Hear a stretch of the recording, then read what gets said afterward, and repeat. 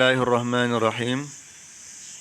Ini ada satu pembahasan lagi mengenai talak, yaitu talak melalui tulisan, baik tulisan tangan maupun melalui SMS, WhatsApp, Facebook dan sebagainya.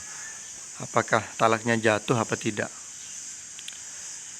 Sebelum kita bacakan ibarat ini di dalam kitab Fathul Mu'in, untuk menunjang kepahaman terhadap ibarat yang akan kita baca, kita jelaskan dulu mengenai lafaz talak. Jadi lafaz talak itu ada dua. Ada yang sharih, ada yang kinayah. Lafaz talak yang sharih adalah lafaz talak yang jelas. Tidak ada mengandung makna selain talak. Jadi maknanya itu hanya talak saja. Contohnya, saya ceraikan kamu. Saya talak kamu. Nah, itu adalah lafaz talak yang sharih. Karena tidak mengandung makna selain talak, maka lafaz talak ini tidak butuh kepada niatnya suami untuk menjatuhkan istrinya, untuk menjatuhkan talak istrinya. Niat tidak niat, jatuh talak. Kemudian yang kedua ada lafaz talak yang kinayah, yaitu lafaz talak yang mengandung makna talak dan makna selain talak. Contohnya, suami mengatakan, mulai saat ini kita pisah, ataupun hubungan kita sampai di sini saja, ataupun kamu sekarang pulang selamanya ke rumah orang tua kamu. Nah, itu adalah lafaz talak yang kinayah.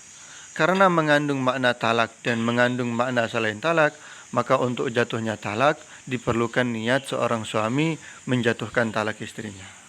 Kalau tidak niat maka tidak jatuh. Nah, sekarang ini pembahasannya mengenai apabila lafaz talak tadi yang sharih maupun yang kinayah berupa tulisan, apakah dianggap sebagai sharih ataukah kinayah? Maka kita ini bacakan ibarat mulai paling atas. Lau kataba shariha talaqin aw kinayatahu, apabila seorang suami menulis lafaz talak yang sharih ataupun lafaz talak yang kinayah, walam yanwi iqa'at talaqi falagun, dan dia tidak niat untuk menjatuhkan talak, maka sia-sia, dalam artian tidak jatuh talak. Kenapa tidak jatuh talak?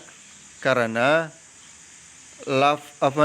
talak yang disampaikan melalui tulisan itu dianggap sebagai kinayatut talak, lafaz talak yang kinayah. Sehingga di dalam talak yang berupa tulisan ini dibutuhkan niat seorang suami. Sekarang pertanyaannya, kenapa lafaz talak yang disampaikan melalui tulisan itu dianggap sebagai kinayah? Karena orang menulis itu ada banyak kemungkinan. Ada kalanya dia menulis karena mencoba mengetes tintanya, mengetes penanya, mengetes tulisannya, coba-coba menulis. Jadi karena ada kemungkinan-kemungkinan seperti itu, maka disebut tulisan itu dianggap kinayah. Sehingga diperlukan niat seorang suami untuk menjatuhkan talak, baru jatuh talak.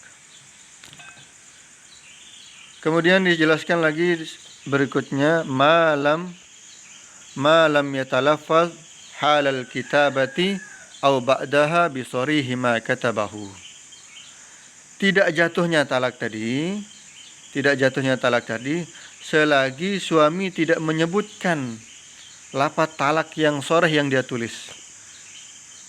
Jadi selagi suami tidak membaca lafaz talak sharih yang dia tulis tadi. Kalau dia baca, dia sebutkan, berarti jelas. Tidak tolaknya itu menjadi sharih. Itu. Baik dia membacanya itu ketika menulis ataupun setelah menulis. Jadi tetap jatuh talak kalau dibaca lafaz talak yang sharih yang ditulis tersebut. Tapi kalau lafaz talak yang dibaca itu adalah lafaz talak yang kinayah, maka tetap jadi kinayah. Perlu niat seorang suami untuk menjatuhkan talak. Wallahu a'lam bissawab.